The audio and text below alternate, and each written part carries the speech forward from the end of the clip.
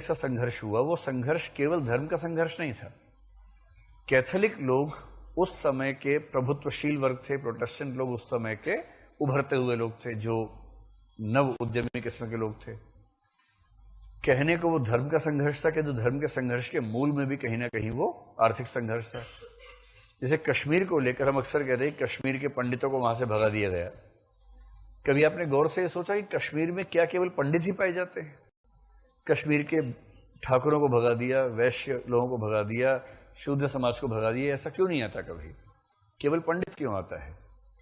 और इसकी व्याख्या में जो मार्क्सिस्ट लोग हैं वो इसकी व्याख्या ये कहते हैं कि कश्मीरी पंडितों और वहां के जो मुसलमान लोग थे उनके झगड़े को धर्म की निगाह से देखना चाहें तो देख लीजिए, कोई दिक्कत नहीं है। लेकिन दरअसल वो धार्मिक मसला कम है। वो मसला कैसा है? वहां हिंदू विशेष रूप से पंडित लोग अल्पसंख्यक थे, लेकिन वहां की जमीन पर सबसे बड़ा अधिकार उन्हीं का था। वहां का जमींदार वर्ग वो था। वहां की बहुसंख्यक आबादी, घाटी की 90% से ऊपर आबादी मुसलमान आबादी है। वो वहां की प्रमुख आबादी है, उसके पास जमीन थी ही नहीं।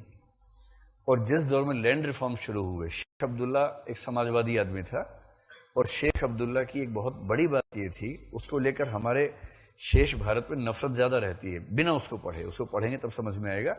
रामचंद्र गुहा ने बड़ा अच्छा उसका विश्लेषण किया है, जो India after Gandhi, India after Nehru वगैरह पढ़ेंगे, उसमें जिक्र है उन सब चीजों का। पूरे भारत में लैंड रिफॉर्म्स अगर सफल हुए तो एक हुए पश्चिम बंगाल में, थोड़ा सा हुआ केरल में, और तीसरा हुआ कश्मीर में। और कश्मीर के लैंड रिफॉर्म्स की सफलता इन दोनों से भी ज्यादा है। और कश्मीर के भूमि सुधार में अकेला जो व्यक्ति जिम्मेदार था वो शेख अब्दुल्ला था। और शेख अब्दुल्ला ने जब लैंड रिफॉर्म्स किए तो उस प्रोसेस में वहां के गरीबों ने जमीन पे कब्जा किया, और जमीन पे कब्जा किया तो जमींदार वर्ग को वहां से भागना पड़ा। अब मार्क्सवादी व्याख्या क्या कह रही है? जमीन से वंचित लोगों ने जमीन पर कब्जा किया, जमींदार भाग गए। ये व्याख्या भी ठीक है।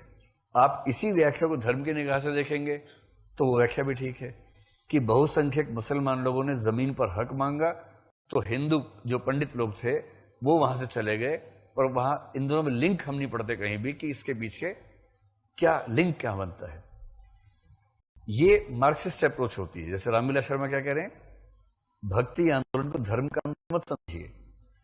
धर्म का आंदोलन अक्सर वर्ग संघर्ष की एक अभिव्यक्ति के रूप में आता है, जो दिखने में लगता है कि धार्मिक मसला है, किंतु उसके मूल में जातीय वर्गीय मसले चल रहे होते हैं। तो उसी भाव से उन्होंने भक्ति आंदोलन को डिफाइन किया।